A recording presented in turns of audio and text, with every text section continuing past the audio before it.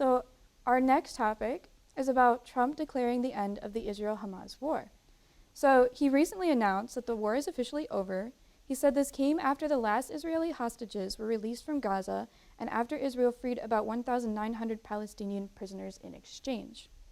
As part of the peace effort, he also helped lead a summit in Egypt where world leaders signed something called the Trump Declaration for Enduring Peace and Prosperity.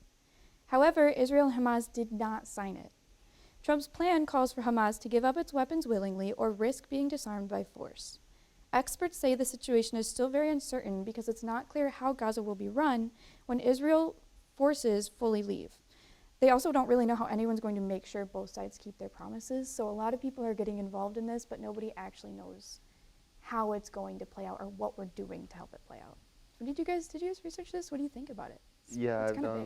I've looked into it a bit. I know you said before the show that more people have died since this, because this was last Thursday that this went into effect. And as of today, 23 more Palestinians have been, 23 more Palestinian civilians have been killed by Israeli soldiers. Yep. So the ceasefire hasn't worked, but that's the other thing with Israel too is that Netanyahu has vested interest in the war continuing because he's also being indicted for fraud right now. And they won't indict him. And he's not allowed in Ireland. Mm-hmm. He's considered he is a war criminal in multiple countries at this point. So he has vested interest in the war going on because as long as the war is going on, he can't be criminally, he can't go through the court process. Oh.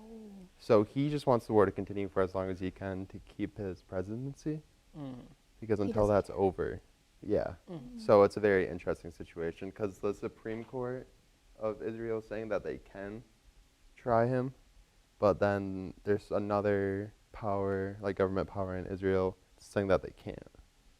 So it's a whole civil thing. There's a lot going on with it. It sounds like a major mess. And then his wife is also being indicted. Well, my gripe is it's not a war, it's a genocide. Yep. Let's stop calling it a war. It is a complete genocide of the Palestinian people. Too many people have been killed for it to be considered a war. And I'm tired of the United States of Israel funding Israel.